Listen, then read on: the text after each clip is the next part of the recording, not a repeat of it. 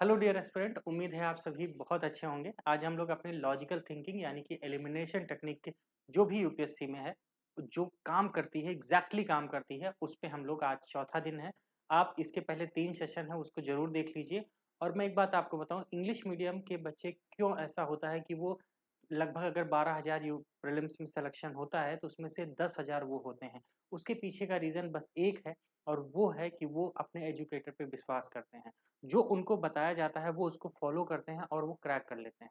मुझे एक बहुत अच्छा एग्जांपल याद आ रहा है, कनिष्क कटारिया रैंक 1 2018। उन्होंने एक सेमिनार में ये बताया था कि जब मैंने प्रीलिम्स का पेपर दिया तो मैंने बहुत पढ़ा था। पढ़ा बहुत था, पढ़ने में कोई कमी नहीं थी, लेकिन मैंने देखा तो मुझे सिर्फ 25-30 क्वेश्चन ही आते थे। अब मैंने कहा कि यार मेरा प्रीलिम्स कैसे होगा? लेकिन जो मुझे सिखाया गया था, जो मैंने सीखा था, मैंने उसको अप्लाई किया और विश्वास कीजिए एलिमिनेशन टेक्निक काम की और मेरा प्रीलिम्स क्रैक हुआ। भले ही 1 नंबर ही मेरा कट ऑफ से ज़्यादा था, लेकिन था। इसी तरह बेटा ध्यान रखना, आप भी कर सकते हो। You can also do it, okay? तो आपको भी करना है, ये बात ध्यान रखिए। बढ़िया से मेहनत कीजिए और हर चीज़ को अप्लाई कीजिए, क्योंकि यूपीएससी के क्वेश्चन में आज आपको यही बताऊँगा कि हर चीज़ सिर्फ़ आपकी नॉलेज पे नहीं होता है। कुछ चीज़ें यूपीएससी में ऐसा है जो आपकी लॉजिकल थिंकिंग यानी कि जो आपका स्मार्टनेस है वो भी यूपीएससी चेक करती है। लेकिन उससे पहले आप यहाँ पीछे पढ़ रहे होगे, कमांडो ट्रेनिंग प्रोग्राम बेटा, जो कि मुख्य परीक्षा के लिए हम लेकर आते हैं। ये मैं आप सबसे कहूँगा ना, ये एक ऐसा प्रोग्राम है जो आपकी पूरी ज़िंदगी बदल सकता है। यानी कि जो आप चाहते हो ना, वो सब कुछ आपको मिलेगा बेटा। यहाँ हम आपको कुछ खास पढ़ाते नहीं हैं, बस आपकी ट्रेनिंग करते हैं जिससे आप अपनी मुख्य परीक्षा यानी मेंस में एक महारत हासिल कीजिए। सबसे अच्छी बात ये है कि मैं डेली आपसे सुबह 5:30 से 9:30 आपके साथ रहूँगा। आपको वो हर एक चीज़ बारीकियाँ सिखाऊँगा कि कैसे यूपीएससी में ज़बरदस्त हम कर सकते हैं। डेली के डेली वो चीज़ सीखेंगे।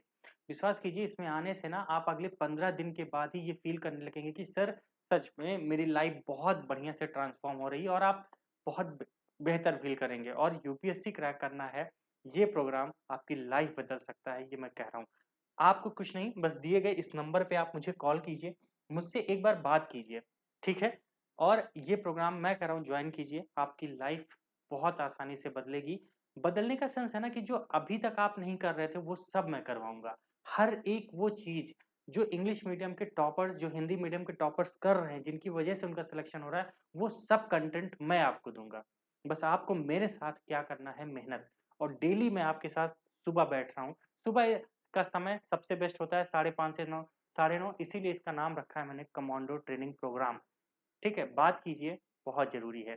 तो चलिए देर नहीं करेंगे, शुरू करते हैं आज के एलिमिनेशन के क्वेश्चंस कि कैसे। और ध्यान रखिएगा, आज मैंने जो क्वेश्चन लिए हैं वो 2022 के प्रश्न हैं, मानिए कि जो पेपर 2022 में हुआ था उसका। और 23 के मैंने ऑलरेडी 20 क्वेश्चन के अराउंड मैंने बता दिया है कि इससे ज़्यादा क्वेश्चन पे लगेगा नहीं, तो 20 क्वेश्चन बहुत होता है। ठीक है? और 2022 के पेपर में भी मैं 20 क्वेश्चन कराऊँगा। तो चलिए, लेकिन आज का पहला क्वेश्चन बेटा, और ये है 2022। ठीक? आइए बात करते हैं। क्या लिखा है? भारत के संदर्भ में निम्नलिखित कथनों पर विचार कीजिए। लिखा है, मोनाजाइट दुर्लभ मृदा का एक स्रोत है, यानी कि monazite is a source of rare earth. ठीक है? आगे ध्यान से पढ़ना है। मोनजाइट में थोरियम होता है, थोरियम। ठीक है? मोनजाइट कंटेन थोरियम। ओके, अंडरलाइन कर दीजिए। आगे, मोनजाइट भारत में संपूर्ण, अंडरलाइन कर दीजिए क्योंकि खतरनाक शब्द है। संपूर्ण भारतीय तट रेखा में प्रकृति के रूप में, मतलब प्राकृतिक रूप में पाया जाता है। Monazite occurs naturally in the entire, क्या लिखा है बेटा? Entire Indian coastal sand in India. चौथा क्या लिखा है? भारत में सरकारी निकाय केवल मोनजाइट का प्रसंस्करण या निर्यात कर सकते हैं। In India the government bodies only can process और एक्सपोर्ट द मोनजाइट। एग्जैक्टली आपको नहीं पता बेटा मोनजाइट के बारे में, लेकिन फिर भी मैं ये क्वेश्चन सही करूंगा। देखो कैसे। ठीक? और सीखो इसको, आप अप्लाई करके देखना, एग्जाम में सही होगा। सबसे पहले बेटा ये बताओ क्या लिखा है यहाँ पे? थोरियम। पहले मैंने इसको कहा ना, थोरियम।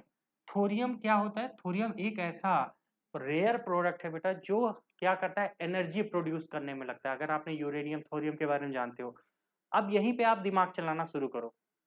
अगर थोरियम, यूरेनियम, क्या इंडिया में उसको प्राइवेट हाथों में दिया गया है क्या? थोरियम मतलब, यूरेनियम मतलब परमाणु, है ना? यानी कि न्यूक्लियर पावर। अब न्यूक्लियर पावर सिर्फ गवर्नमेंट के हाथ में है। अब ऑप्शन 4 क्या लिखा है, in India government body only can process. Simple सी बात है, सही है ना। यानी कि पहला जो दूसरा स्टेटमेंट है, चौथा स्टेटमेंट है बेटा, वो एकदम करेक्ट है, क्योंकि थोरियम की बात हो रही है, प्राइवेट हाथों में नहीं है। आपको इकोनॉमिक्स में पढ़ाया गया होगा, बताया भी गया होगा, वैसे भी आपको कई जगह ये बताया गया होगा कि अभी तक भारत सरकार के पास कौन-कौन से डिपार्टमेंट्स हैं, ठीक? तो जिसमें परमाणु बम मतलब परमाणु जो है डिपार्टमेंट, वो सिर्फ गवर्नमेंट के पास है। तो सीधी-सी बात है, ओनली वही कर सकते हैं। ये ओनली दिया है, इससे कन्फ्यूज़ नहीं होना है, ठीक है? तो 2 और 4 सही है, ठीक है? 2 और 4 सही है, तो 2 और 4 कहाँ है बेटा? एक इसमें है और एक इसमें है, सीधा उत्तर मार दो, इसके अलावा सोचना नहीं है। लेकिन यहाँ पे भी है, अब आइए यहाँ पे भी सिखाता हूँ बेटा कैसे सीखना है। ध्यान से देखो, क्या लिखा है? Entire entire Indian coastal sand, मतलब कि जो तटीय रेत है, उसमें संपूर्ण भारतीय तटीय रेत में पाया जाता है। अब देखिए, एक्सट्रीम स्टेटमेंट है, ऐसे स्टेटमेंट हमेशा रॉन्ग होते हैं। मैं 2023 वाले क्वेश्चन में भी याद कीजिए, इंटायर आया था, वहां पे आया था संपूर्ण पूरा सब कुछ, गलत काट दिया था, यहाँ भी गलत काट दो, 3 नंबर गलत काट दो। अब आप जो मैंने बताया ऐसे भी जा सकते हो, नहीं तो आप जहां तहां 3 है उसको काट दो, आपका आंसर तब भी बी आ जाएगा बेटा। ये होती है टेक्निक, ये होता है करने का तरीका। नहीं पता मोनजाइट रेत क्या होती है? मोनजाइट एक टाइप की रेत है, जो कि हमारे केरल साइड में जो कि तट है वहां पे पाया जाता है, बस और कहीं नहीं। क्या लिखा है? संपूर्ण। यूपीएससी हिंट दे रहा है, हिंट को पकड़िए बस यार, पकड़ना जरूरी है। चलो नेक्स्ट, नेक्स्ट क्वेश्चन बात करते हैं। अगला क्वेश्चन नंबर 2 क्या लिखा है? एक सेवा के रूप में सॉफ्टवेयर सास के संदर्भ में निम्नलिखित कथनों पर विचार कीजिए। मुझे नहीं पता सास क्या होता है, service software as a service क्या होता है, नहीं पता, लेकिन विश्वास करो आंसर लगाओगे, आप ही लगाओगे, देखो कैसे। क्या लिखा है? SaaS buyer can customize the user interface and can change the data field। मैंने क्या बोला था बेटा? कहीं पे कैन आए तो उत्तर लगा देना है, सही है, ठीक है? तो कर सकता है, बिल्कुल ठीक है सर, ये तो अभी 2023 वाले में सिखा के गया। अगला लिखा है, SaaS उपयोगकर्ता अपने डेटा को अपने मोबाइल उपकरणों के माध्यम से एक्सेस कर सकते हैं, यानी कि कैन एक्सेस, बिल्कुल कर सकते होंगे, ठीक है, हमें क्या दिक्कत है। आगे क्या लिखा है? Outlook, Hotmail and Yahoo mail from the form of the SaaS, ये तीनों सास के रूप में काम करते हैं। अब आप खुद सोचो, हम बात किसकी कर रहे हैं बेटा? इंटरफेस की। हम किसकी बात कर रहे हैं? डेटा की। हम किसकी बात कर रहे हैं? एक्सेस की, यानी कि कुछ इंटरनेट का सर्विस है, सीधी सी बात है ना? तो वहां पे क्या ये हॉटमेल याहू मेल वाले हैं, ये सास नहीं यूज करेंगे, क्योंकि डेटा की बात हो रही है, ट्रांसपेरेंट की बात हो रही है, सब कुछ, तो सीधी सी बात है, उन्हीं का है। ऑप्शन नंबर डी मार दीजिए चुपचाप। क्या मार दीजिए? डी। सिंपल सा, 1 2 3 इज करेक्ट। अब आप खुद सोचो, कैन से हमने निकाला और ये बात निकल के आई सामने, क्योंकि हमने यहीं से देखा बात इंटरफेस की है, बात किसकी है? डेटा फील्ड की है, बात किसकी है बेटा? सॉफ्टवेयर एज अ सर्विस की है, बात है डेटा की, मोबाइल के थ्रू हम उसको डिवाइस पे चलाते हैं, यानी कि सीधी सी बात है, जो भी बड़ी बड़ी संस्थान है उसको यूज करेंगी, एक्सेस करेंगी, सीधी सी बात है। बताओ, मैं यहाँ आपको क्या मुझे नहीं पता सास के बारे में, लेकिन मैं डी मार के आऊंगा, मुझे सही होगा, और यही कर रहे हैं इंग्लिश मीडियम वाले। आपको भी सीखना है, सीखना है, सीखना है, सीखना है। नेगेटिव कमेंट्स नहीं, सीखना है भाई, सीखोगे तभी बात बनेगी। Next question number 3। अब देखो क्या लिखा है, निम्नलिखित कथनों पे बात कीजिए। बायोफिल्म कैन, ठीक है, बायोफिल्म कैन और बायोफिल्म कैन, तीनों जहां कैन है, डी मार दो। 2023 में भी सेम क्वेश्चन आया था, 2024 में भी बेटा क्वेश्चन आएगा, 2022 में भी आया है, 21 में दिखाऊंगा वहां भी आया है। और कितने एग्जांपल्स दूं मैं आपको, ये बताइए। नहीं पढ़ना मुझे, बायोफिल्म के बारे में मुझे पता भी नहीं, लेकिन कैन लिखा है तो मुझे पता है कि ये हो सकता है। Everything is possible in the world. Exactly. तो ध्यान रखना है, बायोफिल्म मानव ऊतकों के भीतर चिकित्सा प्रत्यारोपण पर बन सकते हैं, ठीक है। बायोफिल्म भोजन और खास प्रसंस्करण सहायतों पर बन सकते हैं। बायोफिल्म एंटीबायोटिक प्रतिरोधक प्रदर्शित कर सकते हैं। तो मैं कैसे मना कर सकता हूं कि वो नहीं कर सकता है? साइंस एंड टेक में ध्यान रखना, ये क्वेश्चन साइंस एंड टेक का है, और ऐसे क्वेश्चन जब भी आए ध्यान रखना, गलत मत करके आना, हाथ जोड़ो, नहीं तो प्रॉब्लम हो जाएगी, नहीं निकलेगा प्रीलिम्स, ठीक है। अब कुछ लोग ऐसे होते हैं, बायोफिल्म में आज मुझे नहीं पता, मैं ऐसा आंसर कैसे करूंगा? यूपीएससी में प्रीलिम्स में 30 क्वेश्चन से ज्यादा बेटा किसी को नहीं आता, चाहे जितना वो कितना भी पढ़ता हो, नहीं आता है उसको। जब उसको नहीं आता है तो सीधी सी बात है, कुछ ना कुछ तो टैक्टिस लगानी पड़ेगी, जो लगाता है वही कर रहा है। अच्छा ये बताओ, अगर बात सिर्फ नॉलेज की होती, ध्यान से सुनो, नॉलेज की सिर्फ बात होती, बट बहुत पढ़ने वाले पढ़े, एक से बढ़ के एक पढ़ने वाले पढ़े हैं, ठीक है? लेकिन हम हर बार क्या हो रहा है, पहले कट ऑफ 100 जाती थी, फिर 90 गई, फिर 80 गई, इस समय 77 के आसपास कट ऑफ बन रही है। क्यों डाउन हो रहा है? क्योंकि यूपीएससी आपसे लॉजिकल थिंकिंग की बात करना चाहती है कि थिंक लाइक दैट, कुछ अलग सोचो। नहीं तो नॉलेज के बेस पे ना, नॉलेज पे सिर्फ क्वेश्चन बने तो विश्वास करो यहाँ पे ये कट ऑफ 120 130 जाएगी, जैसे नीट वगैरह में होता है, जहाँ पे सिर्फ नॉलेज पे टेस्ट होता है और 100 700 में 700 नंबर पाते हैं बच्चे, 720 में 720। लेकिन यहाँ नहीं हो पाता, क्यों? क्योंकि लॉजिकल थिंकिंग की बात है। अंडरस्टैंड द एग्जामिनेशन यार, नहीं तो कुछ नहीं होगा, बस करते रहो पेपर। आगे बात करते हैं। क्वेश्चन नंबर 4,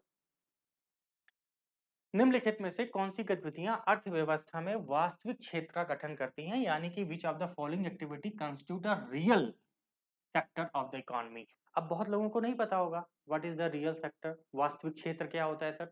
ठीक है, कोई बात नहीं, ऑप्शन देखते हैं, हो सकता है यहाँ से कुछ निकल जाए।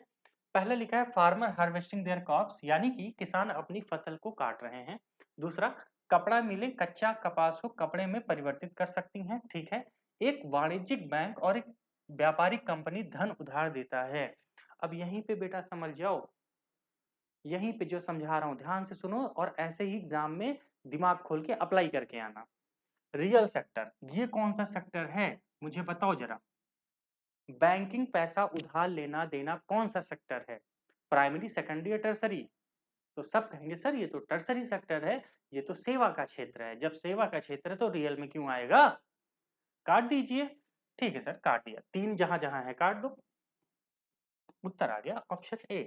मुझे नहीं सोचना, मुझे नहीं जानना, बस मुझे लॉजिकल थिंकिंग लगानी है कि इसमें से एक तो ऐसा होगा जो रियल सेक्टर नहीं होगा, जो मैंने कुछ तो पढ़ा है, मैंने primary sector, secondary sector, tertiary sector पढ़ा है, कुछ तो होगा उसमें से जहां से क्लू निकलेगा। निकल गया, उत्तर लगा दिया मैंने। अब 1 एंड 2 इज करेक्ट, क्योंकि दूसरा भी कॉर्पोरेट बॉडी लिखा है और रुपी की बात हो रही है, बॉन्ड इशू हो रहा है, मतलब सर्विस की बात हो रही है। थिंक लॉजिकल, मैं बार बार कह रहा हूँ, आप सबको सोचना पड़ेगा, नहीं तो देते रहो नॉलेज के बेस पे पेपर होता रहेगा, फिर कहोगे सर प्रीलिम्स नहीं हुआ। ठीक है, ध्यान रखना। और कुछ लोग निगेटिव कमेंट करते हैं कि आंसर की आने के बाद चीजें बताना आसान होता है, उसके पहले भी आसान होता है, लोग कर रहे हैं, इतने में सीख लोगे तो रिजल्ट आ जाएगा, नहीं तो अगले साल फिर मुंह बना के बैठे रहना। आगे बात करते हैं, question number 5।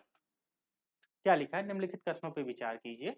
Under the report of H N Sanyal committee, the contempt of court act 1971 was passed। आपसे यूपीएससी नहीं जानना चाहता कि आप कंटेम्प्ट ऑफ कोर्ट एक्ट 1971 पढ़िए, विश्वास करो इस पे क्वेश्चन नहीं है।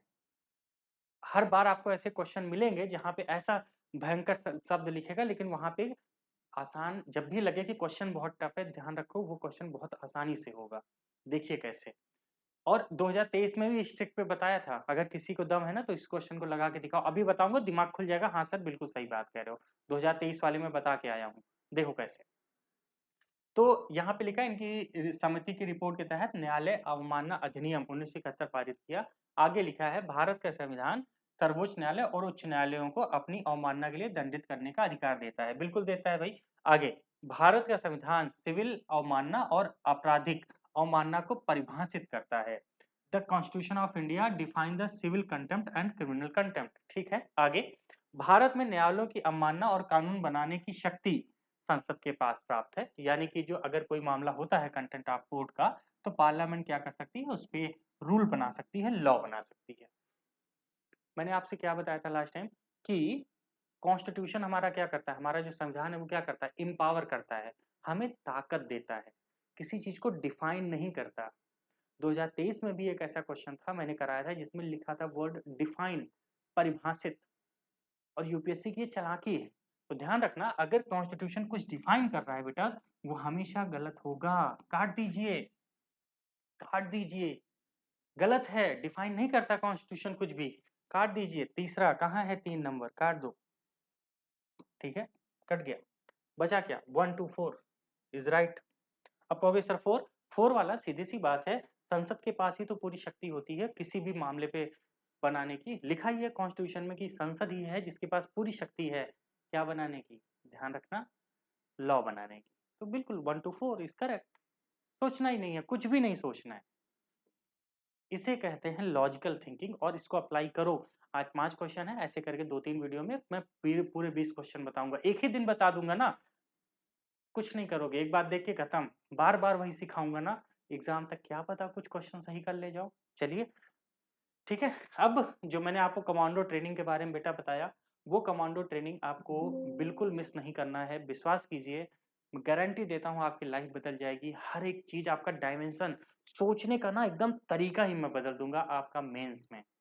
ठीक है? आप जो क्वेश्चन यूपीएससी में आपने कभी नहीं देखा ना, वो क्वेश्चन भी लिख के आओगे, ये वादा है मेरा। क्योंकि पूरे साल भर मैं आपके साथ बैठूँगा 4 घंटे डेली। इतना ज़बरदस्त माइंड मेकअप करेंगे ना, मेंस देखते हैं कैसे नहीं होता। ये मैं चल रहा हूँ शुरू करने, और कब से शुरू हो रहा है? 26 जुलाई।